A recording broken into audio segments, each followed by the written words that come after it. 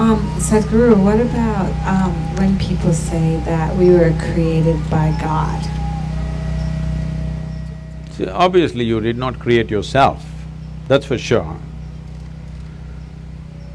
Our ideas of God may vary from culture to culture. Different people around the world have different ideas about it, different beliefs about it.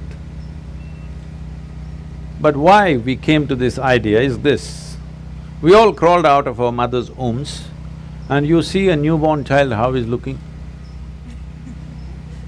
He's asking, who, what the hell is all this? So much creation. Do you see question marks in his eyes? What?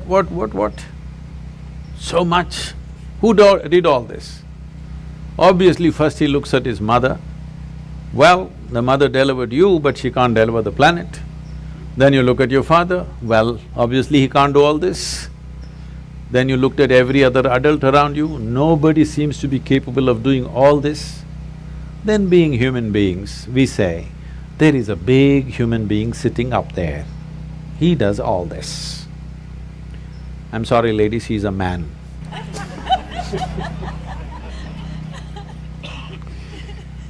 Because we are human, we are thinking a big human is up there. But it's a fact that we did not create this, isn't it? Neither this nor this. We did not create this, we meddled with it. We meddled with it, we muddled with it, but we did not create it, for sure. So we need an explanation. This is a choice you have. Do you need an explanation or are you willing to explore? If you explore, you will come to one kind of situation within yourself.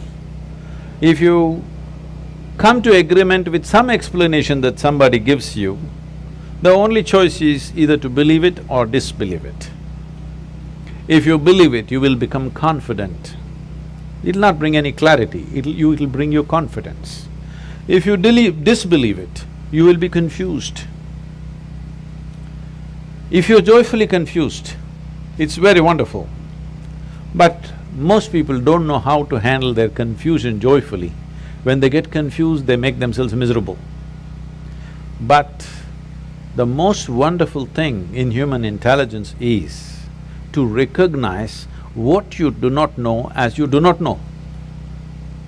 Everything that you do not know, you believe. This is a serious problem. We have done terrible things to each other simply because I believe this, you believe that. Continuing to do it even now, isn't it, across the world? Because I believe one thing and you believe something else. Now if I let you live, my belief will suffer. The best thing is you're dead.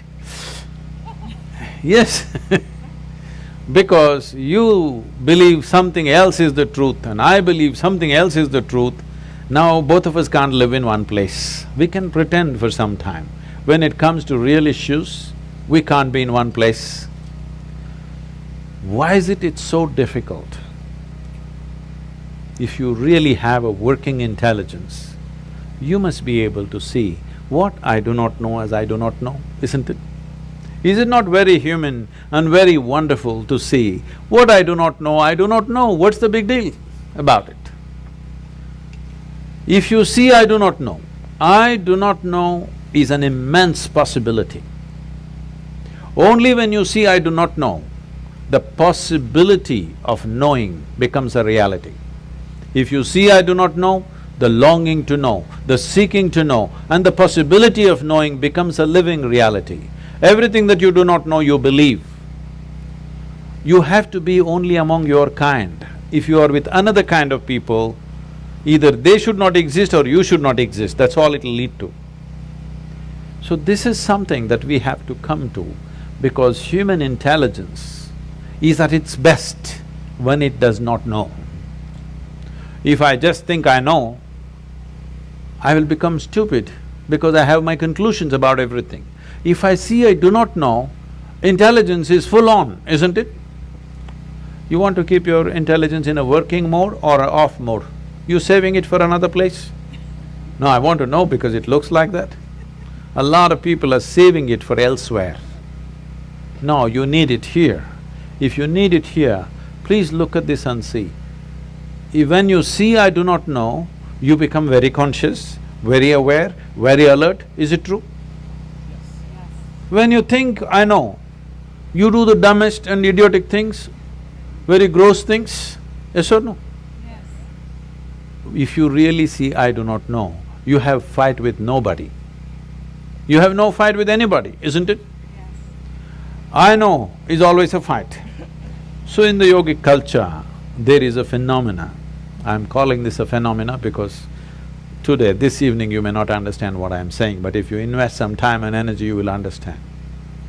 We identify with our ignorance, never with our knowledge.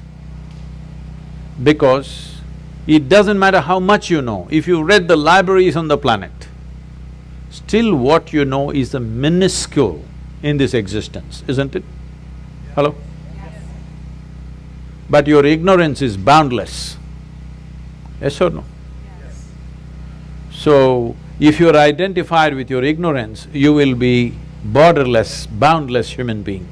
If you're identified with your knowledge, you will become a constipated human being. Constipated means it happens little by little. This is how life is happening right now. Little by little it is happening. It is not happening in a beautiful way. It is little by little. We have to strive to find one moment of joy somewhere. We have to do so many things to experience one moment of ecstasy. If you want to just live here, drenched with nameless ecstasies going on in every cell in your body, every moment of your life, then you must identify with your ignorance. You must come to terms with your ignorance. If you come to terms with your ignorance and pay enough attention, if you're ignorant, you naturally pay attention, isn't it? If you pay enough attention, you will see with all this scientific knowledge that we have, we still do not know one atom in its entirety. We know how to use them, we know how to break them, we know how to fuse them, we know how to make them explode, but we don't know what the hell it is, even today. Yes or no?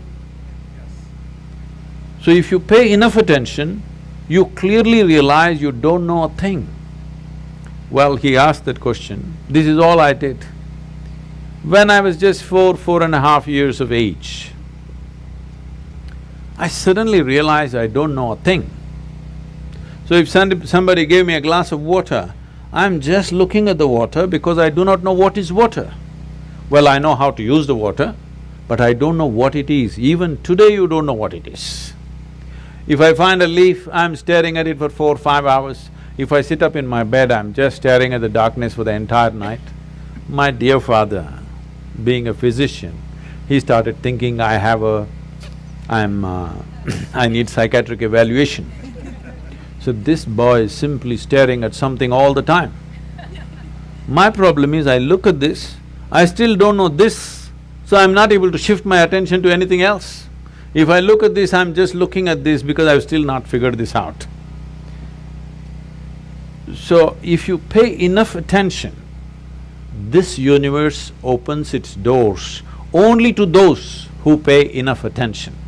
Whichever door has been opened for you in your life has opened because you paid attention to that dimension of life, yes or no? Yes. That's the only way it works. Now, if your attention is such, it is not seeking anything, but it's simply attentive. It pays attention to everything. It does not decide an elephant is more important than an ant. It just pays attention to everything because this is the nature of creation. If you look at an ant, have you paid enough attention to an ant ever? I spent a lot of time with them. Believe me, it's one of the finest machines on the planet. Yes or no? If you had a car like this, you could do all the California deserts effortlessly.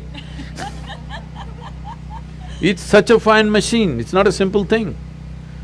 If you pay enough attention to the ant, you will realize whatever created this ant, it did not pay any less attention to the ant than it paid to you. Yes or no? Yes. Then who the hell are you to decide who should get more attention and less attention? It is just that you have to sharpen your ability to pay attention, not to any particular thing, to simply pay attention. If you pay enough attention, Is it true this body, though you gave food from outside, this body was created from inside? Yes? So whatever is the source of creation must be functioning from within you, isn't it? Is it?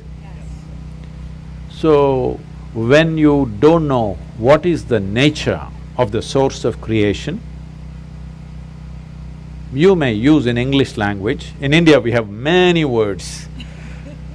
In this part of the world you may call it God. It's just your explanation for the source of creation, isn't it? Because you have no explanation for the creation, you saying, God made this. We have 1,000 names for that, all right? But fundamentally, we are trying to explain the source of creation. Is it true in your experience, the source of this life's creation is functioning from within you? If it's functioning from within you, if it's somewhere up there and you missed it, it's okay. If it's happening from within you and you missed it, isn't it a tragedy? Hello? Yes. If the source of creation is throbbing within you and you did not notice it, are you not a tragedy? Yes. So my entire life and work is to just avoid the tragedy for people. Thank you. Thank you very much.